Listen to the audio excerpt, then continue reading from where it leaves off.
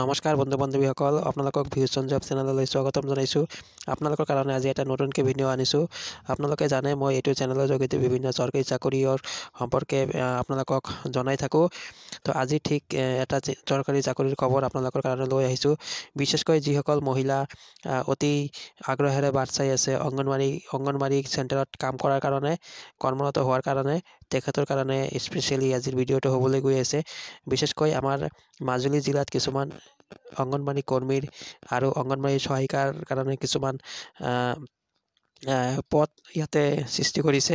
আপোনালোকে ইয়াতে এইটো নটিচখন চাব পাৰিছে। এইটো কাৰ্যালয়ৰ জাননী।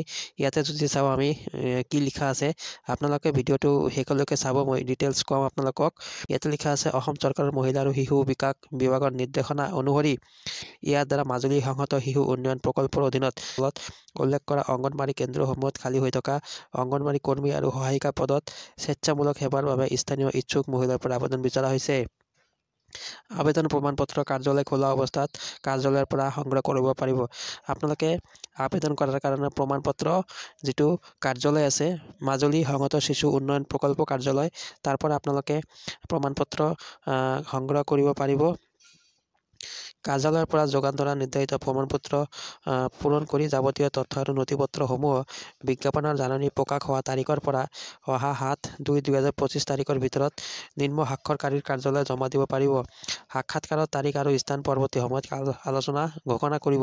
তাৰমানে আপোনালোকে এই নিৰ্দিষ্ট কাৰ্যালয়ত গৈ প্ৰমাণপত্ৰ সংগ্ৰহ কৰিব আৰু একচুৱেলি ফৰ্ম এটা সংগ্ৰহ কৰিব লাগিব। আৰু এই ফৰ্মখন আপোনালোকে নিৰ্দিষ্ট কাৰ্যালয়ত 7 ফেব্ৰুৱাৰী 2025 আগত আপোনালোকে গৈ এইখিনি প্ৰমাণপত্ৰ ধুনীয়াকৈ লিখি জমা দিব লাগিব। ঠিক আছে। তো ইয়াতে চাওক কোন চেণ্টাৰ ইয়াতে নাম লিখা আছে, কোন ঠাইত আপোনালোকৰ প্ৰয়োজন হ'ব। আপোনালোকে যদি এইখিনি চাই, ইয়াতে মুঠতে 16টা পোষ্টৰ কথা লিখা আছে। অৰ্থাৎ 16টা চেণ্টাৰত 16জনী মহিলাৰ ইয়াতে প্ৰয়োজন হৈছে। ইয়াতে 16টা চেণ্টাৰৰ নামকেইটা আমি কৈ আছোঁ, আপোনালোকে শুনিব। অংগনবাড়ী কেন্দ্ৰৰ নামবিলাক কৈ আছোঁ আৰু কোন পোষ্টত আছে, অংগনবাড়ী কৰ্মী না অংগনবাড়ী সহায়িকা বিচাৰিছে। নামনি জকাইব অংগনবাড়ী কেন্দ্ৰ, ইয়াতে অংগনবাড়ী কৰ্মীৰ প্ৰয়োজন হৈছে। শিয়াল চাপৰি অংগনবাড়ী কেন্দ্ৰ, ইয়াতে অংগনবাড়ী সহায়িকাৰ প্ৰয়োজন হৈছে। 2 নং মহাকুটি অংগনবাড়ী কেন্দ্ৰ, ইয়াতে অংগনবাড়ী সহায়িকাৰ প্ৰয়োজন হৈছে। বৰাপকা অংগনবাড়ী কেন্দ্ৰ, ইয়াতে অংগনবাড়ী কৰ্মীৰ প্ৰয়োজন হৈছে। আপোনালোকে চাই ল'ব, ইয়াতে সুন্দৰকৈ ধুনীয়াকৈ দিয়া আছে কোন কেন্দ্ৰত আৰু কোন পোষ্টৰ কথা লিখা আছে, কৰ্মী নে সহায়িকা। ঠিক আছে, মই ডিটেইলছ 16টা ইয়াতে পঢ়িবলৈ নাযাওঁ, ভিডিঅ'টো দীঘলীয়া হৈ যাব। ঠিক আছে।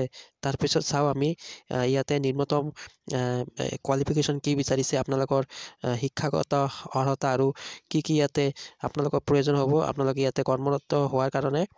ঠিক আছে, আমি ডিটেইলছ ইয়াতে চাই আছোঁ। লিখা আছে, অংগনবাড়ী কৰ্মী আৰু সহায়িকা পদৰ আবেদনৰ বাবে বাধ্যতামূলক আৱশ্যকীয় শিক্ষাগত অৰ্হতা। ঠিক আছে, কি হ'ব লাগিব? তাৰমানে আপোনালোকক হ'ব লাগিব যে অংগনবাড়ী কেন্দ্ৰ কৰ্মী সহায়িকা পদৰ প্ৰাৰ্থীগৰাকী অংগনবাড়ী কেন্দ্ৰৰ জৰীপ এলেকাৰ ভিতৰত স্থানীয় মহিলা হ'ব লাগিব, য'ত অংগনবাড়ী কেন্দ্ৰটো অৱস্থিত। তাৰমানে আপোনালোকে অংগনবাড়ী কেন্দ্ৰৰ নিৰ্দিষ্ট এলেকাত হ'ব লাগে। ছাপ'জ ইয়াতে লিখা আছে শান্তিপুৰ অংগনবাড়ী কেন্দ্ৰ, তাৰমানে এই শান্তিপুৰ এলেকাত আপোনালোকৰ বাসগৃহটো হ'ব লাগিব, আপোনালোকৰ ঘৰ হ'ব লাগিব। ঠিক আছে, স্থানীয় ঘৰ হ'ব লাগিব।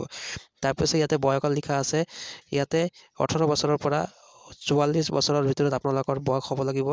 তাৰপিছত লিখিছে শিক্ষাগত অৰ্হতা কমেও উচ্চতৰ মাধ্যমিক পাছ হ'ব লাগিব আৰু অসম চৰকাৰৰ অধীনত অসম মাধ্যমিক শিক্ষা সংঘত বা সম পৰ্যায়ৰ বোৰ্ড কাউন্সিলৰ দ্বাৰা স্বীকৃতিপ্ৰাপ্ত পৰীক্ষাত উত্তীৰ্ণ হ'ব লাগিব। মানে আপোনালোকৰ অংগনবাড়ী কৰ্মীৰ কাৰণে আপোনালোকক ইয়াতে উচ্চতৰ মাধ্যমিক পাছ হ'ব লাগিব বুলি লিখা আছে।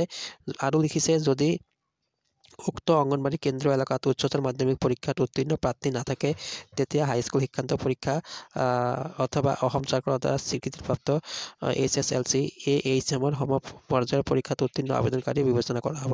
তাৰমানে কৈছে, এই এলেকাত যদি আপোনালোকৰ এলেকাত যদি উচ্চতৰ মাধ্যমিকৰ কেণ্ডিডেট নাথাকে, তেনেহ'লে হাইস্কুলৰ কেণ্ডিডেট বা হাইস্কুলৰ শিক্ষাগত অৰ্হতা থাকিলেও মেট্ৰিক পাছ থাকিলেও আপোনালোকে ইয়াতে এপ্লাই দিব পাৰিব। ঠিক আছে। আৰু লিখিছে, অংগনবাড়ী সহায়িকা পদৰ কাৰণে কমেও মেট্ৰিক মানে হাই স্কুল শিক্ষান্ত পৰীক্ষা বা হাই মাদ্ৰাছা পৰীক্ষা উত্তীৰ্ণ হ'ব লাগিব আৰু যদি এইটো এলেকাত যদি হাই স্কুল শিক্ষান্ত পৰীক্ষাত উত্তীৰ্ণ যদি কেণ্ডিডেট নাথাকে তেনেহ'লে নৱম শ্ৰেণীৰ উত্তীৰ্ণ প্ৰাৰ্থীৰ পৰাও প্ৰমাণপত্ৰ বিচৰা বা নৱম শ্ৰেণী উত্তীৰ্ণ হ'লেও হ'ব যদিহে আপোনালোকৰ এই নিৰ্দিষ্ট এলেকাত হাই স্কুল শিক্ষান্ত পৰীক্ষাত উত্তীৰ্ণ থকা কেণ্ডিডেট নাথাকে ঠিক আছে তাৰপিছত আৰু কি আছে ইম্পৰ্টেণ্ট পইণ্ট কেইটা আমি চাম ইম্পৰ্টেণ্ট পইণ্ট কেইটা আৰু কি লিখা আছে স্থায়ী বাসিন্দাৰ প্ৰমাণপত্ৰ সংশ্লিষ্ট গাঁওবুঢ়া বা গাঁও পঞ্চায়তৰ সদস্যৰ পৰা গ্ৰহণ কৰিব পাৰিব অংগনবাড়ী কৰ্মী সহায়িকা পদৰ বাবে প্ৰয়োজনীয় নিম্নত শিক্ষাগত অৰ্হতাৰ পৰীক্ষাত লাভ কৰা নম্বৰৰ মেধাৰ ভিত্তিত প্ৰাৰ্থী বাছনি কৰা হ'ব অংগনবাড়ী কৰ্মী সহায়িকা অৱসৰৰ বয়স 60 বছৰ হ'ব আৰু 60 বছৰ হোৱাৰ লগে লগে উক্ত পদৰ পৰা অব্যাহতি দিয়া হ'ব মানে এইটো ৰিটায়াৰমেণ্টৰ এজ দিয়া আছে 60 বছৰ ঠিক আছে তো এইখিনি আপোনালোকে এবাৰ চাই ল'ব তো আপোনালোকৰ কাৰণে এটা গুড এটা অপৰচুনিটি আহিছে যিসকলে বাৰুকে ইচ্ছুক আছে অংগনবাড়ী কেন্দ্ৰত কৰ্মৰত হ'বলৈ তেখেতসকলে ইয়াতে নিশ্চয়কৈ আবেদন কৰিব পাৰিব ঠিক আছে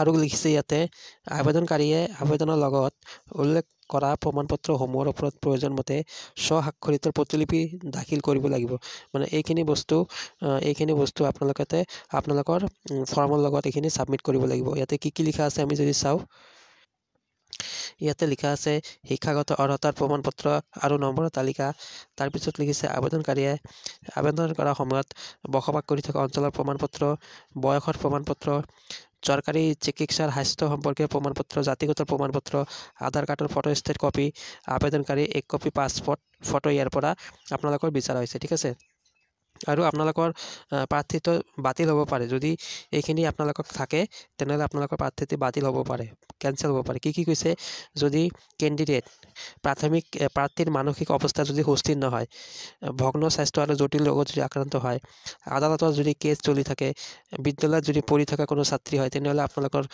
প্ৰাৰ্থিত্ব বাতিল কৰা হ'ব আবেদনকাৰীয়ে আবেদন দাখিল কৰা প্ৰাৰ্থী মকৰল কৰাৰ আগেয়ে যদি অংগনবাড়ী কেন্দ্ৰৰ জৰীপ এলেকাৰ বাহিৰ এলেকালৈ স্থায়ীভাৱে বসবাস কৰিবলৈ গুচি যায় তেনেহ'লে তেওঁক মকৰল কৰা নহ'ব এই বিষয়ে কৰ্তৃপক্ষই যদি প্ৰাৰ্থী মকৰল কৰাৰ আগে এইবিলাক চাই ল'ব ঠিক আছে আবেদনকাৰীয়ে দাখিল কৰা আবেদন পত্ৰ অসম্পূৰ্ণ হ'লে অথবা আবেদনকাৰী উল্লেখিত বাধ্যতামূলক প্ৰয়োজনীয় চৰ্তাৱলী পূৰণ নকৰা তেনেহ'লে আবেদন পত্ৰ নাকচ কৰা হ'ব কোনো ভুল তথ্য দাখিল কৰিলে এইটো আপোনালোকৰ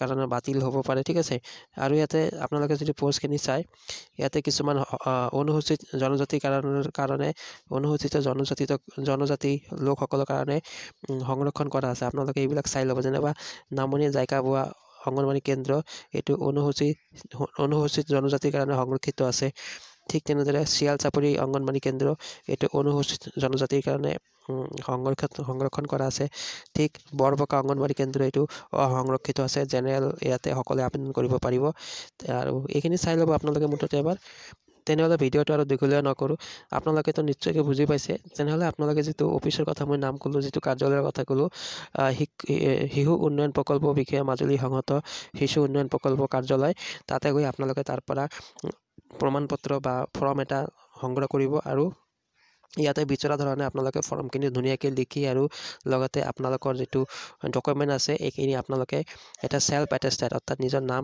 ডকুমেণ্টত নিজৰ নাম লিখি এইখিনি ধুনীয়াকৈ 7 ফেব্ৰুৱাৰীৰ আগত সাবমিট কৰিব আৰু তাৰপিছত আপোনালোকৰ তাতে লিষ্ট দিব আপোনালোকৰ কেতিয়া ইণ্টাৰভিউ হ'ব বা কেতিয়া যিটো সিলেকশ্যন প্ৰচিডিউৰ থাকে এইখিনি হ'ব তো নিশ্চয়কৈ বুজি পাইছে আৰু যিসকল প্ৰাৰ্থী ইয়াতে ইচ্ছুক আছে নিশ্চয়কৈ আবেদন কৰিব ইয়াতে তেনেহ'লে আমি ভিডিঅ'টো আজি ইমানতে সামৰিছোঁ আৰু যদি নতুনকৈ চেনেলটো চাই আছে তেনেহ'লে ছাবস্ক্ৰাইব কৰিব আৰু লাইক এটা দিব ধন্যবাদ